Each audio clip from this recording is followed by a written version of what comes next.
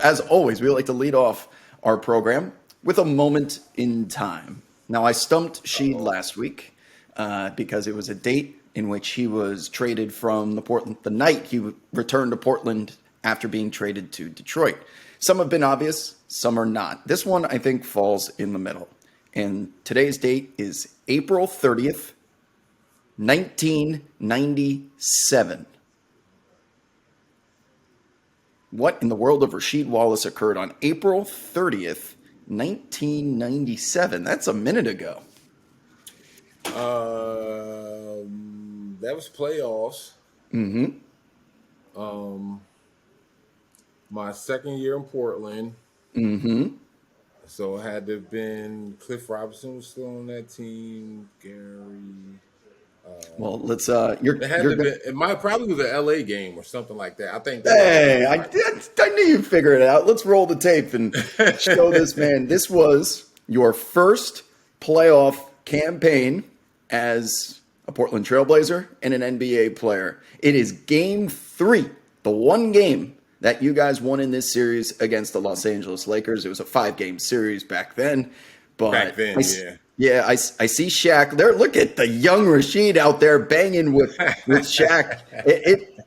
I know we've heard the stories about not going down there and getting physical with him, but this was a game that you put up 20-plus points in, and I just kind of, is that Kenny Anderson? Like, let's go through this because there's no Kobe out there, if I'm not mistaken, yet. There's Nick Van Exel. I see Eldon Campbell.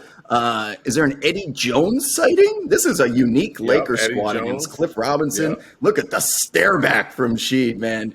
What's going on today? Oh man, that was definitely a lovely moment there. Back when we had PJ Carlesimo, he was our coach. But that was a good veteran team right there, though, man. I was one of the younger ones. Me, Gary Trent. I think did he leave then? D'Antonio Wingfield might have been on that team. We were the younger ones, but we had the veterans with Kenny Anderson. He still could go. Cliff Robinson, of course, him being him. Sabonis was there. He was a little bit younger, but of course Sabonis was older. We had Big Chris Dudley. You know what I'm saying? It was nice. It was nice. Damn, Shaq playing some great defense right there, though. But this is one of the games that Cliff Robinson was telling me about right here. You see, now I'm going back at him on the offensive end, and I got to go down the other end to guard him. And all of that, all the banging, all of it takes its toll, you know what I'm saying, in 4 quarters, man. So this is one of them games that Cliff Robinson was telling me about. Like, man, you got to start taking them outside the paint. I saw Shaq leaning there a little bit. It's very rare for the offensive player to pull the chair out on the defender, but you used your speed in the drop step there as Shaq was trying to lean on you a little bit, and I think put his weight on top of you just to kind of wear you down, and he leans over, falls over a tad, turn around, give him a jumper. Everything's on the mid-range. Look at you establishing position against the great Shaquille O'Neal. Face up, turn up, mid-range. This is exactly the type of shit you're talking about. You don't know how hard that shit was, though, because like I said, this was a younger Shaq. This was when, I had to put him in being one of the best athletes at the time on the planet. He was young, he was mobile, and he was seasoned enough to know how to use his weight. See, when he was younger, he was just straight bully ball. But as he got older, he learned how to use his weight and just leaning on cat. Like, Shaq is a big dude, yo. Like, and he just know how to lean, and then he can roll either way with it. So and you saw the way he was moving. He was sliding his feet and everything. That's how you know that was a young Shaq right there too. So, that was a great game, man. It was one of the many times that we were disappointed up there in the Rose Garden, but man, it was always a great series playing against them, and we had to take it for everything, that it was. Anytime we beat them. Yeah, so this was the birth of, I would say, the Lakers-Blazers rivalry that would consume the next 3 years of the months of May, as you guys have started to play them more in the conference finals as opposed to the first round. Granted, this was a 3-1 series victory for the Lakers. Man, there are some faces and some jerseys here with the trim that's really taken me back. I chose this video by design because this is the first round of the playoffs as we now in current day are moving into the first round in the playoffs. And before Look at we, young Kobe right there. oh yeah, he is there. I'm sorry, I said before Yeah, that yeah, didn't know if young Kobe was on the Kobe. team. He just wasn't on the floor.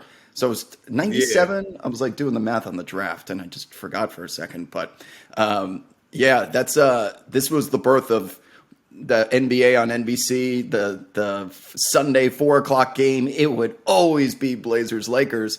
And look at, I mean, you got to be, first of all, you got to be insanely hype. A puppy that, before puppies get neutered, before your dog gets neutered, they're out there just unlimited energy out there, man. I kind of, because you've been around for so long, I want to hear about your experience in the playoffs for the first time as a playoff rookie. You weren't an NBA rookie, but how did your preparation change? How did your mentality change? Was it just business as usual? Does the crowd get you hyped up too much? Is it a learning experience? You know, that's what I'm interested in.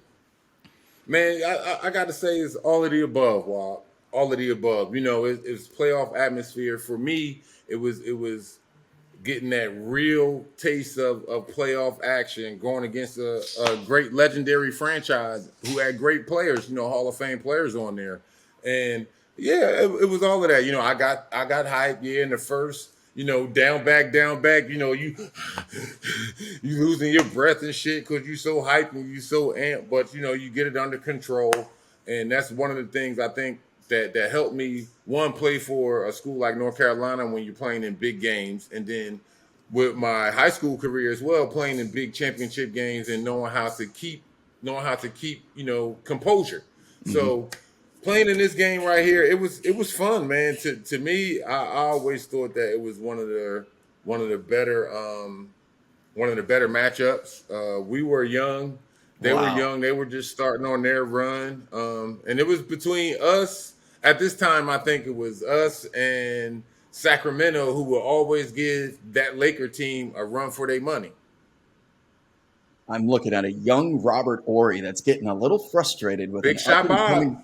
Yeah, Big Shot Bob's getting a little frustrated. A man that had just been through a championship run, little mini dynasty with the Rockets. He's getting a little frustrated by Roscoe over here in the post. Every time they are dumping it to you on the block, man. Ice, if you did that in today's game, they would be calling timeout. The announcers would be like, this isn't good basketball. You know, what are they doing with all these mid-range turnarounds? But Lord, they are just feeding Sheed down there, having him turn face and either pull up or get to the free throw line. This was basketball in its, I don't want to say its purest form, but man, it was difficult to get some buckets in the half court set, considering the whistles and the physicality and the degree of difficulty some of these shots are. That's probably why the score is skewed into the 70s, 80s, just because the difficulty Yeah. of, you know, the quality of shot. Oh It was my a man, lot Paul different to Allen. play. Yeah. Paul But Allen in there, Jay Ryder. this is Man. a trip back in time for basketball historians such as myself. So I'm glad But you that know we the got the funniest opportunity. part about that whole video though? The funniest part about that whole video, so you know they kept showing me at the foul line. The funniest part is now now my hairline is way different. You had a very unique but look to you, whether it was the face, always the determination slash maybe a little tilted would be the correct poker term here. You're always looking like you just have a lust for blood one way or another. But you can see it in your play, and there's got to be a little nastiness. That's the only way to go up. How else are you supposed to play against Shaq? He has no mercy for you. I can tell you that much. He still has no mercy to this day. Talking about back then, he's like, you were weak. You weren't even worth my time. No respect. He does that shit all the time. He wouldn't say that about you though. I mean, Shaq, that was, like you saw, and you know, as y'all saw in that clip, man, look how agile he was to be 7'2", 7'3", 300, like what, 40 pounds, 30 pounds, whatever it was he was Monster. weighing, like with that agility, like come on, man, that shit's scary, bro.